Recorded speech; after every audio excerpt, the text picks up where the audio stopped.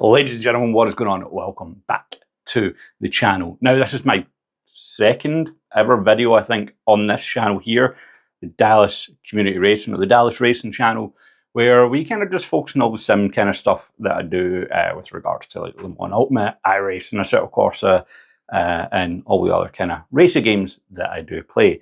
Now, today's video is not actually going to be a gameplay video, although there might be some gameplay involved in it.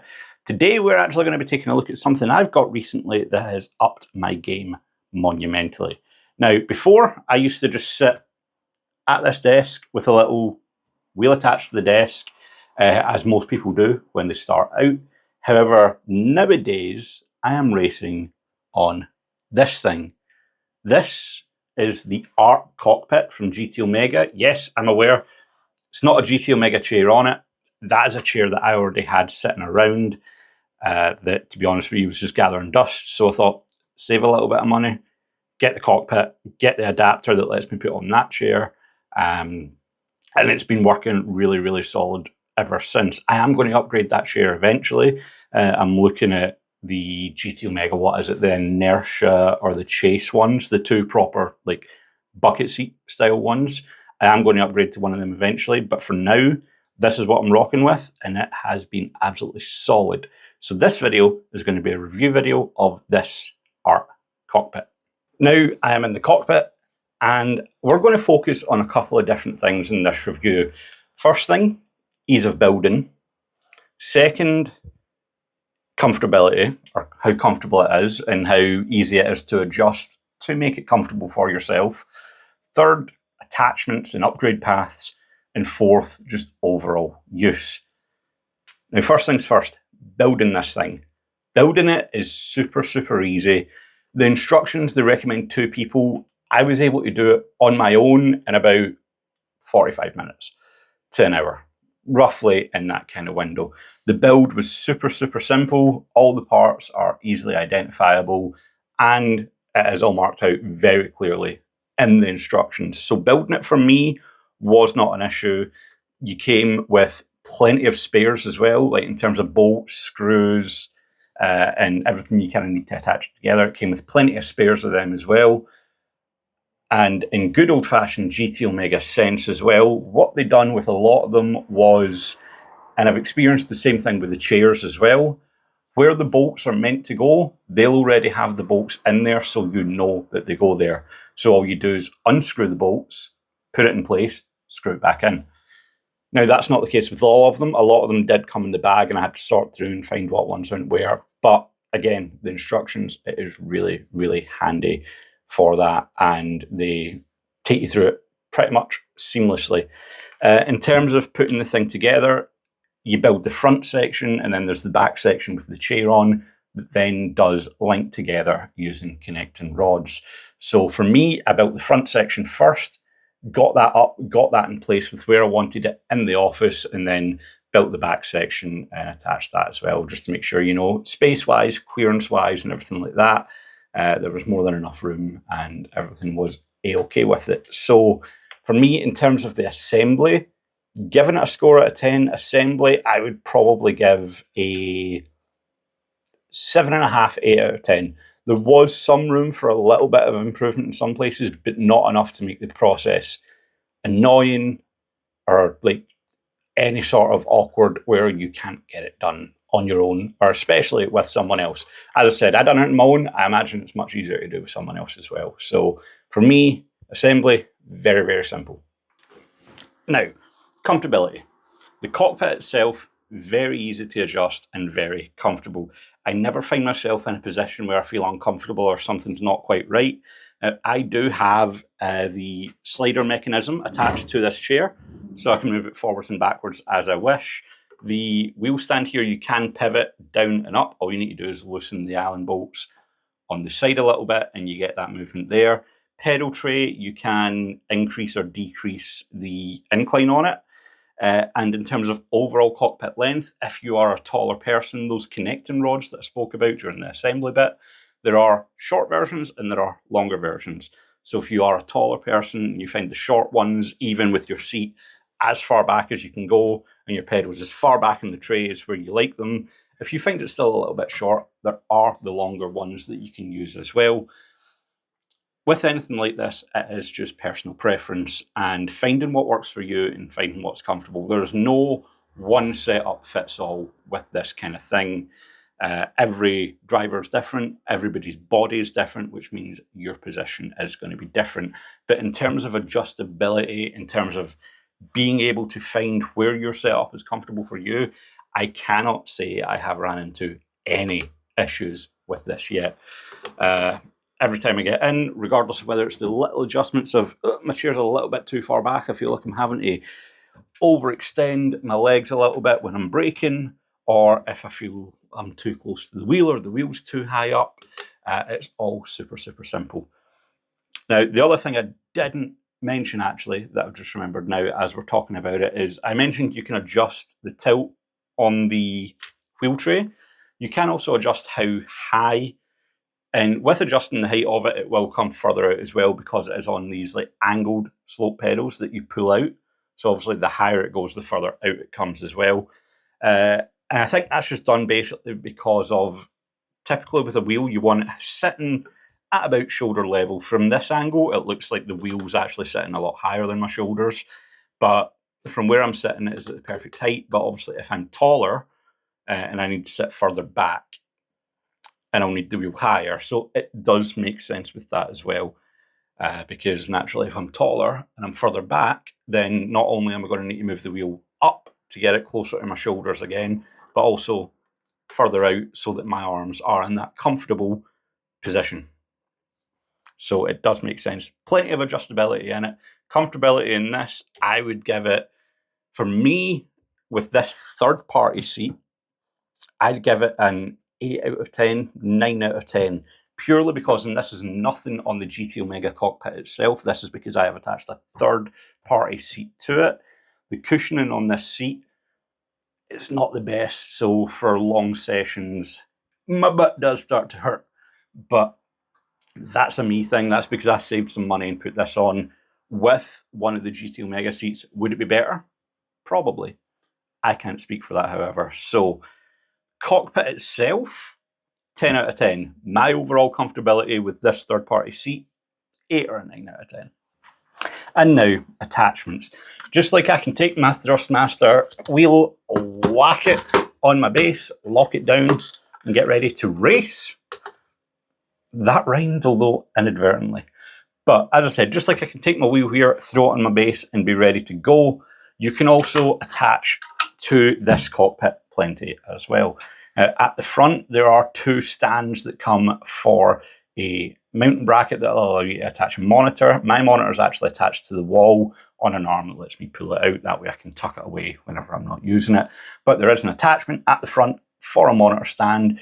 You can also attach gear shifter, keyboard tray, and there is also a support for the wheel deck. Now, if you're using some of the higher end wheels, like your 9, 12 Newton meter wheels, there might be a little bit of flex in this wheel deck here.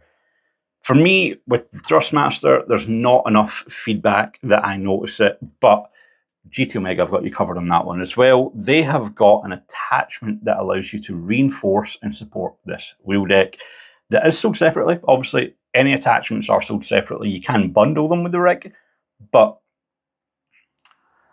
it's nice to just have that little bit of support there, knowing that if you need it, you've got it. If you don't need it, then you don't need it.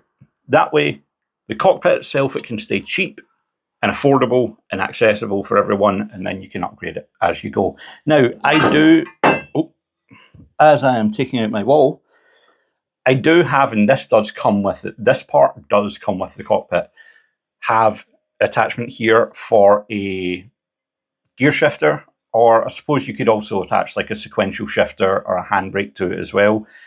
I don't race that kind of style. I drive GT3 cars, hypercars, stuff like that in LMU, so I just use the paddles that are on my wheel. So you do get this bracket that you could attach a gear shifter or a handbrake to, and that does come included in the price. But as I said, I don't use it, so it just sits at the side of my rig for maybe one day. If I do decide to do that kind of thing, I can bolt it on. And it is super, super simple. It's literally bolts here. you pick where you want it using these 4 bolts. So you've got the forward and the backward adjustment of where you actually want this to be coming up next to you. And then you just bolt it in. It does come with longer bolts that allow you to do it. Mine are currently in the tray behind me that I have all my spare parts and everything like that in. So it does come with absolutely everything you need to attach it as well. Now, in terms of attachments beyond that, I can't really think of too much else that I've seen or that I can think of that you would want to attach to it. But in terms of the stock stuff that comes from GT Omega, there's more than enough room for you to expand and take this forward and do everything that you want to do with it. So in terms of attachments and expandability in this thing, it's not the greatest. It's not like an aluminium profile rig where you've just got the rails where you can put absolutely anything in you want. But for just a solid tube rig, it is good. So for that, purely because taking into consideration like your high-end aluminium profile rigs and stuff like that you can do so much more with this rig, I would give attachments and attachability probably a 6.5 or a 7 out of 10. Purely because I can't put it any higher because those more expensive rigs have got way more room to do stuff with. But in terms of what you can do with a rig like this, it is solid. So 6.5, 7 out of 10. So the overall use, how is the ARC cockpit as a whole? In terms of size or footprint that it takes up, it does not take up a lot of room. It is really helpful for that. Now, this room is very, very small. I mean, like, for example, you've got one corner there, the other corner there, just behind the monitor. In this room, I can stand in the middle of it, stretch my arms out, and basically touch all 4 walls. And even with that being said, there's enough room for my setup and this cockpit. So in terms of footprint, it is great. In terms of general usability, I have been using it for a couple of weeks now. As I said, on like Le Mans Ultimate, mainly. Le Mans Ultimate's the main game I play, and it has been great on that. Having a cockpit over having the pedals under the desk and the wheel on the desk, I've found has helped me improve so much. I feel more consistent. I feel more of the force feedback. I feel like I'm trail braking better. And overall, while it's still an entry-level cockpit, the jump from a desk to this has been massive. I feel so much more through the wheel. I feel better where I'm at in the pedals, the pressure I'm putting on. And these are just spring pedals. These aren't like load cell or active pedals. These are just your basic Thrustmaster pedals that come with it. But even with the rig, I just feel like I'm getting so much more out of my equipment than I was when it was at the desk. So would I recommend this? Yes, I would. If you're just starting out, if you're someone that isn't really into sim racing and you want to jump in with a rig straight away, skip that awkward sitting at your desk stage, I'd recommend it. If you're someone that's into sim racing but you're still at that awkward sitting at your desk stage, I'd recommend it. It's cheap enough that you can buy it, use it, see if you like sim racing or if you like sim racing using a rig, and then use this while you save up for a more expensive profile or aluminium profile, like, for example, the GT Omega Prime Light or like SimLabs or whatever else, whatever company you want to go with. There's a lot of them out there.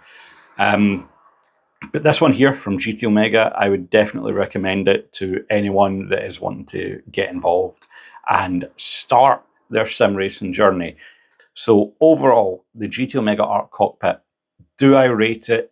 Yes, I do, especially as an entry-level cockpit. Overall, I would have to give this thing probably an 8 out of 10. It has been great. Could not complain in the slightest about it since I've got it. And I can see myself getting a lot of use out of this thing for a long time to come, especially in this small room where I do not have the room for a bigger setup as well. As I upgrade my gear, for example, if I upgrade from this to a stronger wheelbase, I will make another video letting you guys know, but that is not going to be for a while to come, so don't worry about that. Don't think, oh my god, I'm going to miss out on that soon. You're not. That's not going to be for a while. I'm going to be using this equipment for a while because I just love sim racing, man. It doesn't matter the equipment. I love it. I love doing it. And it's just so fun to do. So anyway, guys, that is it. That's a review of the GT Omega Arc Cockpit. I will say straight away, this video is not in any way sponsored, affiliated, anything like that. For disclaimer, I will say I was affiliated with GT Omega 5-6 years ago, maybe more than that, before they became the massive company that they are now. I was lucky enough to get my foot in the door and work with them for a while, a long time ago. So I do want to say I am a former affiliate of GT Omega. So this review has not been paid for. I have not been sent anything. There is no outside influence on this review whatsoever.